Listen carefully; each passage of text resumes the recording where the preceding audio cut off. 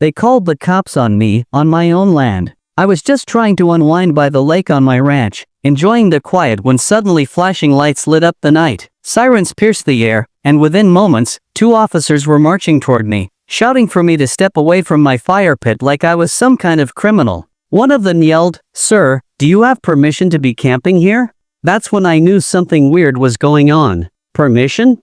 I looked at him and said, "This is my lake. This entire ranch belongs to me." Before either of them could respond, up strolls the reason they were there, clipboard in hand, eyes squinting with judgment. "Yep. HOA Karen." She walked right up like she owned the place and snapped, "This land falls under our HOA. Camping is not allowed within 200 feet of the lake." I just blinked. "What HOA?" I asked.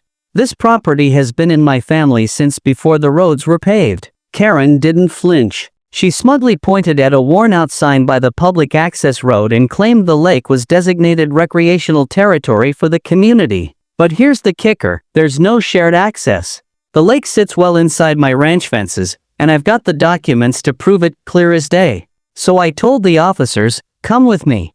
I'll show you the paperwork." They weren't hostile anymore, just confused. Karen trailed behind, still mouthing off, but got quiet real fast when I pulled out my files. I laid everything on the table, land deeds, survey maps, even a judge-certified property declaration.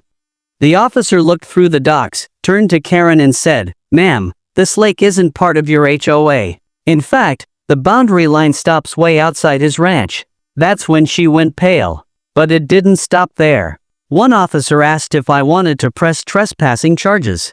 Turns out Karen and half her HOA crew had been using my lake for years without permission. Picnics, paddle boats, fishing contests, you name it. And here they were, calling the cops on me. So yeah, I pressed charges. Every last one of them got served. Karen included. The HOA had to issue a public apology, and as for Karen, she hasn't set foot near my gate since. Funny how they thought they could police me on land I've owned since before their HOA was even formed. If you like this story, hit that subscribe button for more wild true life encounters.